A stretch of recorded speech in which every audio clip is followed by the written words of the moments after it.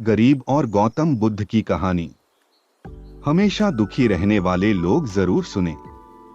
एक समय एक गांव में गौतम बुद्ध आकर शरण लिए हुए थे।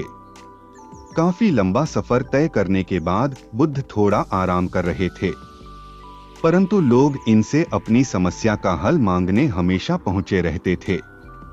ऐसे में जहां भी वह रुकते वहां लोग लंबी कतार में जमा हो जाते और उनको अपनी समस्या बताते और बुद्ध उसका समाधान करते। उसी गांव में एक सड़क के थोड़ा किनारे पर एक भिखारी बैठा करता। वह यह रोज देखता कि लोग अपने दुख दर्द और अपनी गंभीर से गंभीर रूपी समस्या को लेकर आते हैं और जब वहां से जाते हैं तो उनका चेहरा बेहद खिलखिला रहा होता है, वे मुस्कुरा रहे होते हैं और नए जोश के साथ भरे दिखते हैं। भिखारी के मन में यह विचार आया कि क्यों न वह भी बुद्ध के पास जाए, उन्हें अपना हाल कह सुनाए, परंतु वह डरता था। इसके बाद एक दिन गहरे चिंतन के बाद वह भिखारी बुद्ध के पास गया। लोग लंबी लाइन में खड़े रहते और एक एक कर अपनी समस्या का समाधान लेकर वहां से चले जाते। ऐसे में गौतम बुद्ध के चेहरे पर सदा मुस्कान रहती और वे हमेशा इसी तरह समस्या का हल बताते।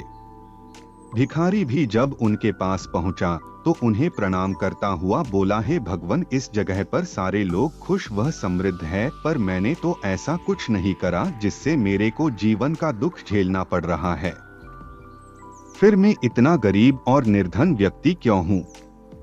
इस पर बुद्ध बोले, तुम गरीब और निर्धन इसलिए हो क्योंकि तुमने आज तक सिर्फ मांगा है, किसी को कुछ दिया नहीं है। तो वहां खड़े लोग सब हैरान रह गए और सबके मन में यह सवाल उठने लगा कि यह गरीब किसी को क्या दे सकता है। इस पर गरीब भिखारी ने बोला कि भगवान, मैं खुद भीख मांगकर गुजारा करता हूं, भला मैं किसी को क्या दे सकता हूं।